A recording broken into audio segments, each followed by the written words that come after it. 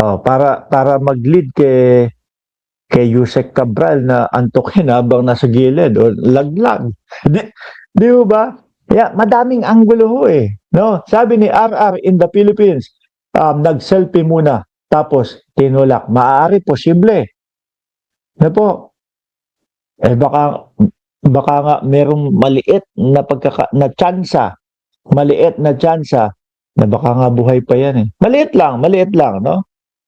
And bakit to, mga bossing? Kasi meron naman talagang mga nangyayari na ano tawag dyan? Yung papatayin yung sarili, kunyaring pagpatay sa sarili, tapos lilipad ng ibang bansa na, magpapakalayo-layo. Meron pong ganung mga nangyayari ho, mga bossing, di ba?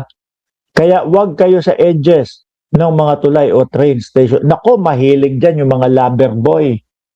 No? Yung mga lover boy, mahilig. Lalo na kapag kalagitnaan, alas 11 na ng gabi.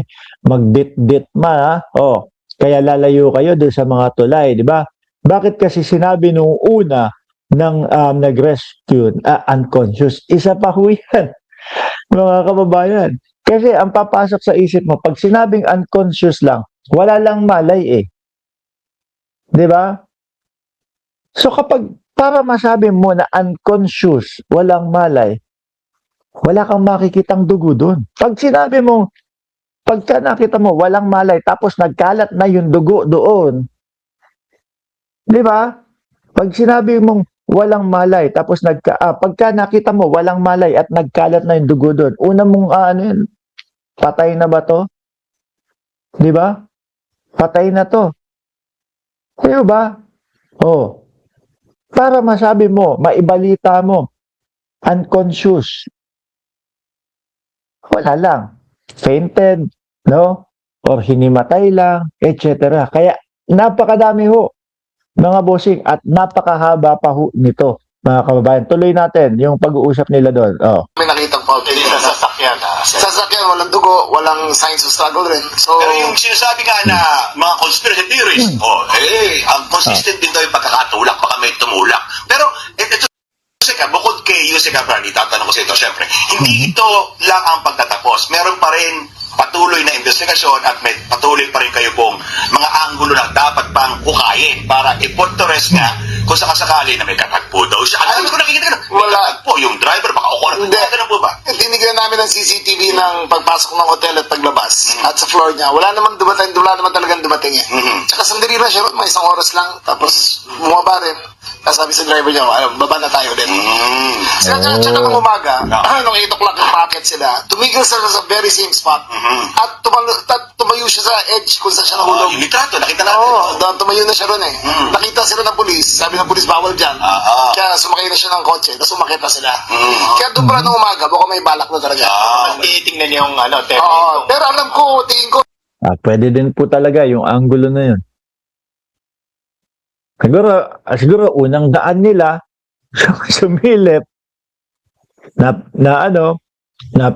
mukhang pwede dito nag-isip-isip, no? Tapos bumalik. Katuwa, nahulog sa bato-bato, tapos unconscious nung na-recover yung katawan, tapos dead on arrival sa hospital. Imposible. Ang gulo nga ho, di ba? News 5 sa YouTube, sabi ni Onisha Danharp, baka nahilo, sobrang isip. Pero yun nga, kasi ako talagang nakita ko din yung mga balita ho na iyon eh. Yun nga yung una nilang sinabi, natagpo ang walang malay. Di ba? Natagpo ang walang malay. Para sabihin mo yun, ibig sabihin, wala kang kahit anong dugo na nakita. No? Wala kang kahit anong dugo na nakita. Tuloy pa natin to. sanay siya ron kasi yung lahat ng rock netting, ando doon banda. Ay, nga pala, controversial din yung rock netting na yan, ano? Sino pa mga sangkot doon sa rock netting? No?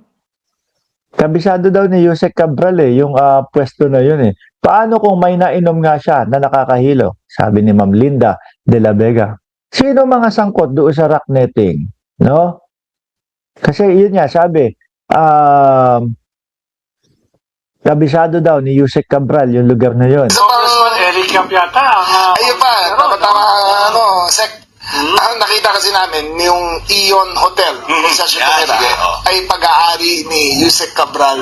Yung hotel Kaya mismo. na. Yung hotel mismo, Oh. hanggang 2025.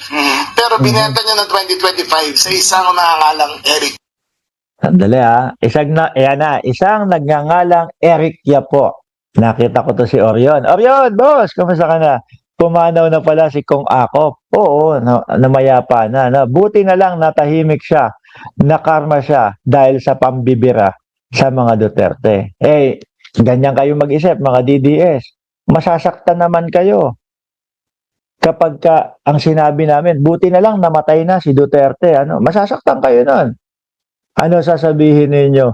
Oy, kayong mga sumusuporta kay Marcos, kayong mga administrasyon ang sinusuportahan. Grabe kayong magsalita. Pero sa katotohanan, mas dikit din yun. Sa katotohanan na malapit na din ho yun. Nakita nyo mga kababayan, yung mga DDS, no? Tayo dito kay Cabral, alam natin na malaking eskandalo yung nadadawit sa kanya. Di ba? Malaking eskandalo yung nadadawit sa kanya. Pero, yung pagrespeto natin doon sa namayapa, nandoon po. Pero, eto mga to, yung mga DDS, patay na pala si Akop, tama lang yun, ayos lang yun, nakarma siya. Di po ba? Di pag sinabi namin, namatay na pala si Duterte, masasaktan kayo. Pero lagi kong sinasabi kapag kayo nandoon sa punto na gano'n, lagi ko ipinapaliwanag na huwag kayong magagalit kasi talagang real talk malapit na yan dahil sa edad din. Di ba? Ganyan po ang pagkakaiba natin doon sa mga DDS, mga kababayan, no? At sa atin po. Yap, nako, yun, nako, sa The plot thickens, naman po ito. It's plot thickens, sige, di ba, ibig sabihin, Parang nagbenta lang ng sapatos. at yun mismo ang tinuluyan niya. Tanungin na natin, yung mga sangkot na maaring sapat, ito ba may tinitingnan din kayo na maaring may anggulo nga, na bahagi ito ng pag-iisip actually ni Jose Cabral kung bakit siya na-pressure, no? Ganun ba? Kaya hindi ko na masasagot yan, di ba? Pero it is evident na may relasyon sila ni Eric Yap business-wise. Ano po, ayan. Yan yung sinasabi ko sa inyo kanina, mga bossing, di ba? Hindi kaya merong nakausap. No, importante din po yung cellphone, talaga. Mga kababayan. Bakit po? Baka may ka-text, may huling tawag. Sino yung mga huling tawag? Aalamin, bakit kayo nag-usap? No, aalamin mo yan. Makikita, tinawagan, ito. Ano yung mga sinabi mo sa kanya? Meron ka bang nasabi na para ma-pressure siya?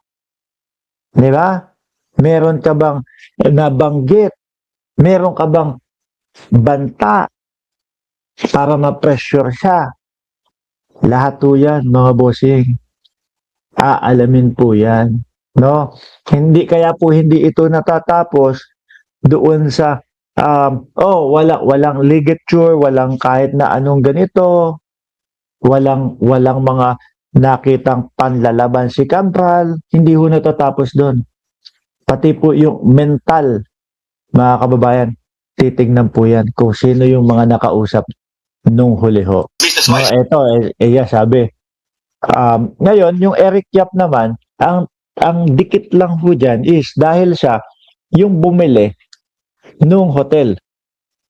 Galing po kay Yusek Cabral. Yun pa lang po ang nagiging link dyan, mga bossing. Ewan natin kapag kayon talagang na malaliman na talaga po, mga bossing. Diba?